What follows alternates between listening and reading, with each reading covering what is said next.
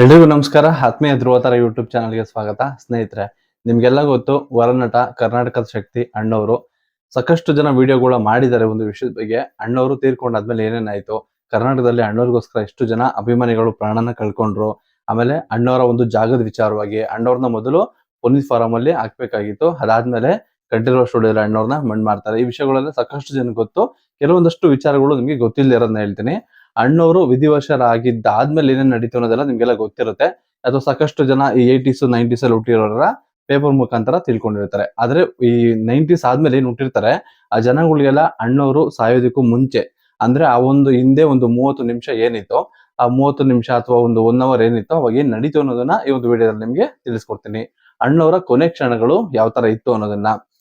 ಮೊದ್ಲಿಗೆ ಅಣ್ಣವರು ಮನೆಯಲ್ಲಿ ವಾಕ್ ಮಾಡ್ತಿರ್ತಾರೆ. ಬೆಳಿಗ್ಗೆ ಎದ್ದ ತಕ್ಷಣ ಅಣ್ಣವರು ವಾಕಿಂಗ್ ಮಾಡ್ತಾರೆ. ಅಣ್ಣವ್ರದ್ದು ಒಂದು ಫೇವ್ರೇಟ್ ಟಿಫನ್ ಏನು ಅಂತಂದ್ರೆ ಉಪ್ಪಿಟ್ಟು.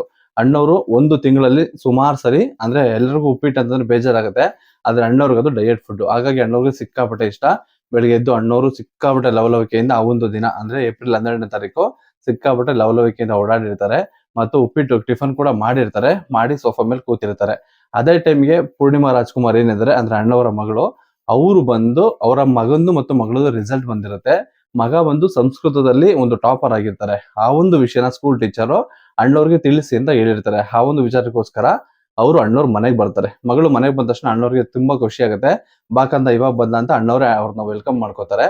ಅದಾದ್ಮೇಲೆ ಅಪ್ಪು ಸರ್ ಮತ್ತು ಅಶ್ವಿನಿ ಮೇಡಮ್ ಮನೆಯಿಂದ ಹೊರಗಡೆ ಹೋಗ್ತಿರ್ಬೇಕಾದ್ರೆ ಅಣ್ಣವ್ರಿಗೆ ವಿಚಾರಿಸ್ಬಿಟ್ಟು ಮಾತಾಡ್ಸ್ಬಿಟ್ಟು ಹೋಗ್ತಾರೆ. ಪೂರ್ಣಿಮಾ ರಾಜ್ಕುಮಾರ್ ಅವರು ಕೂಡ ಅಪ್ಪು ಸರ್ ಹೇಳ್ತಾರಂತೆ, ಅಪ್ಪಾಜಿ ಯಾಕೋ ಒಂಥರ ಡಲ್ ಆಗಿದ್ದಾರೆ, ಒಂದ್ ಸ್ವಲ್ಪ ನೋಡ್ಕೊಳ್ಳಿ, ನಾನು ಹೊರಗಡೆ ಹೋಗ್ಬಿಟ್ಟು ಬರ್ತೀನಿ, ಸ್ವಲ್ಪ ಚೆಕಪ್ ಇದೆ, ಹಾಸ್ಪಿಟಲ್ಗೆ ಹೋಗ್ಬಿಟ್ಟು ಬರ್ತೀನಿ, ಆಮೇಲೆ ಎಲ್ರು ಕೂಡ ಒಟ್ಟಿಗೆನೆ ಹೊರಗಡೆ ಊಟಕ್ಕೆ ಹೋಗೋಣ ಅಂತ ಹೇಳ್ಬಿಟ್ಟು ಅಪ್ಪು ಸರ್ ಮತ್ತು ಅಶ್ವಿನಿ ಮೇಡಮ್ ಓಡ್ತಾರೆ. ಅದಾದ್ಮೇಲೆ ಅಪ್ಪು ಸರ್ ಮಗಳು ಅಲ್ಲೇ ಆಟ ಆಡ್ತಿರ್ತಾರೆ. ಅಪ್ಪು ಸರ್ ಮಗಳನ್ನ ಒಂದ್ ಸ್ವಲ್ಪ ಮುದ್ ಮಾಡಿ ಅಣ್ಣವ್ರಿಗೆ ಮಕ್ಕಳನ್ನ ಸಿಕ್ಕಾಪಟ್ಟೆ ಪ್ರೀತಿ, ಹಾಗೆ ಒಂದಷ್ಟು ಮುದ್ ಮಾಡಿ ವಾಪಸ್ಸು ಪೂರ್ಣಿಮಾ ರಾಜ್ಕುಮಾರ್ ಅವ್ರು ಏನಿದ್ದಾರೆ ಅವ್ರ ಕೈ ಇಟ್ಕೊಂಡು ಒಳಗಡೆ ಬರ್ತಾರೆ.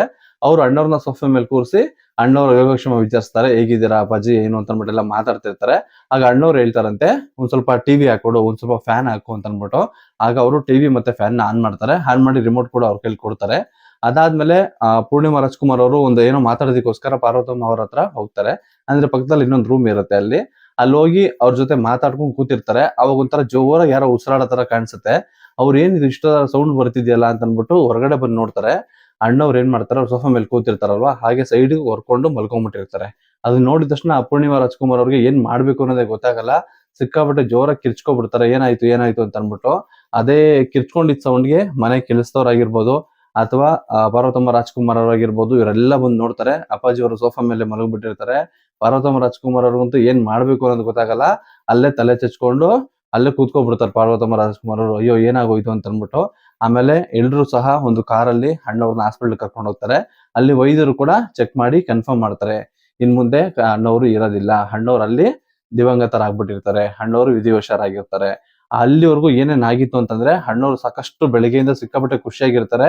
ನಿಮ್ ಎಲ್ರಿಗೂ ಗೊತ್ತು, ಅಣ್ಣವ್ರು ಯಾವ ತರ ಅಂತಂದ್ರೆ ಅವ್ರೊಂಥರ ದೇವ ಮಾನವ ಇದ್ದಂಗೆ. ಅಣ್ಣವರ ಗುರುಗಳು ಅವ್ರಿಗೆ ಪ್ರಾಣಾಯಾಮ ಕೂಡ ಹೇಳ್ಕೊಟ್ಟಿದ್ರು.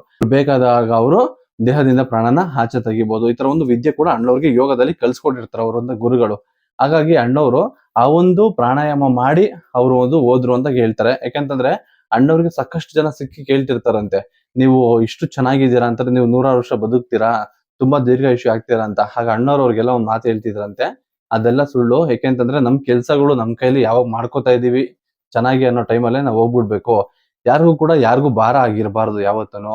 ಅದೇನೇ ಜೀವನ ಅಂತ ಹೇಳ್ತಾರಂತೆ. ಅದೇ ತರ ಅಣ್ಣವರು ಒಂದ್ 74 ವರ್ಷಕ್ಕೆನೆ ಅವರು ಒಂದು ಜೀವನ ಕಳ್ಕೋತಾರೆ. ಅಂದ್ರೆ ಇನ್ನು ಗಟ್ಟಿಮುಟ್ಟಾಗಿರ್ಬೇಕಾದ್ರೇನೆ, ಪ್ರತಿಯೊಂದು ಕೆಲ್ಸನೂ ಮಾಡ್ಬೇಕಾದ್ರೇನೆ ಅಣ್ಣವರು ಎಲ್ರನ್ನು ಬಿಟ್ಟು ಹೋಗ್ತಾರೆ. ಅಣ್ಣವರು ಫಿಟ್ನೆಸ್ ಬಗ್ಗೆ ಯಾವ ತರ ಒಂದು ಗಮನ ಕೊಡ್ತಿದ್ರು ಅಂತಂದ್ರೆ, ಹೆಚ್ಚಿಗೆ ಯಾವತ್ತೂ ಕೂಡ ಏನು ಕೂಡ ಊಟ ತಿಂತಾರದಿಲ್ಲ. ಅಣ್ಣವ್ರಿಗೆ ಎಷ್ಟು ಬೇಕೋ ಅಷ್ಟನ್ನೇ ತಿಂತಿದ್ರು. ಅಣ್ಣವರು ಬರೀ ಉಪ್ಪಿಟ್ಟು ಬೆಳಿಗ್ಗೆ ಟಿಫನ್ ತಿಂತಿದ್ರೆ, ಮುದ್ದೆ ಡೈಲಿ ಅಣ್ಣವ್ರಿಗೆ ಮುದ್ದೆ ಊಟ ಇರ್ಲೇಬೇಕಿತ್ತು.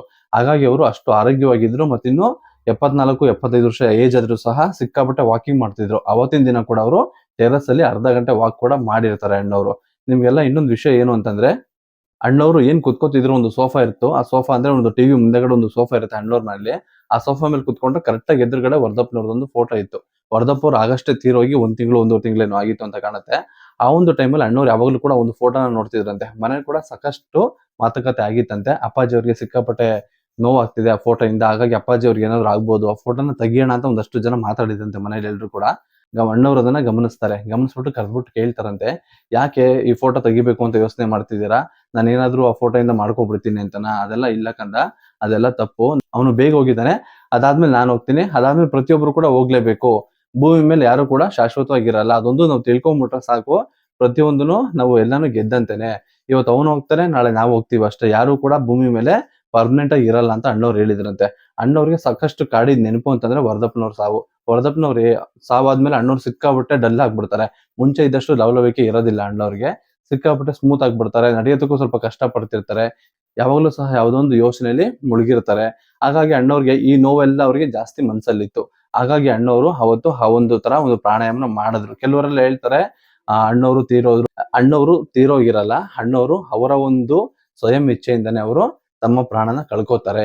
ಆ ತರ ಒಂದು ನಿರ್ಧಾರ ತಗೊಂಡಿದ್ದಂತ ಅಣ್ಣವ್ರು 74ನೇ ವರ್ಷಕ್ಕೆ ಅವರು ನಮ್ಮನ್ನೆಲ್ಲ ಬಿಟ್ಟು ಹೋಗ್ತಾರೆ. ಅದೆಲ್ಲ ಬಿಟ್ಟೋದ್ಮೇಲೆ ನಿಮ್ಗೆಲ್ಲ ಗೊತ್ತಿರುತ್ತೆ ಎಷ್ಟು ಲಾಠಿ ಚಾರ್ಜ್ ಆಯ್ತು, ಎಷ್ಟು ಜನ ಅಭಿಮಾನಿಗಳು ಪ್ರಾಣನ ಕಳ್ಕೊಂಡ್ರು. ಇವೆಲ್ಲ ನಿಮ್ಗೆಲ್ಲ ಗೊತ್ತಿರುತ್ತೆ. ಈ ಒಂದು ವಿಷಯಗಳು ಕೆಲವೊಂದಷ್ಟು ಜಾಗಗಳಲ್ಲಿ ಪೂರ್ಣಿಮಾ ರಾಜ್ಕುಮಾರ್ ಅವರು ಹೇಳ್ಕೊಂಡಿದ್ದಾರೆ. ಹಾಗಾಗಿ ನಾನು ಸಹ ಅವ್ರು ಹೇಳಿರೋದನ್ನ ಒಂದೊಂದಷ್ಟು ಜನಕ್ಕೆ, ಅಂದ್ರೆ ತುಂಬಾ ಜನಕ್ಕೆ ಈ ವಿಷಯಗಳು ಗೊತ್ತಿರಲ್ಲ, ಅವ್ರಿಗೆಲ್ಲ ಮುಟ್ಸೋಂತ ಪ್ರಯತ್ನ ಮಾಡ್ತಿದ್ದೀನಿ. ನೀವ್ ಯಾರು ಕೂಡ ಇನ್ನು ನನ್ನ ಚಾನಲ್ಗೆ ಸಬ್ಸ್ಕ್ರೈಬ್ ಆಗಿಲ್ಲ ಅಂತಂದ್ರೆ ಚಾನಲ್ನ ಸಬ್ಸ್ಕ್ರೈಬ್ ಮಾಡ್ಕೊಂಡು ವಿಡಿಯೋನ ನೋಡಿ ಅಂತ ಹೇಳ್ತಾ ವಿಡಿಯೋನ ಇಲ್ಲೇ ಮುಗಿಸ್ತಿದ್ದೀನಿ. ಎಲ್ರಿಗೂ ಧನ್ಯವಾದಗಳು.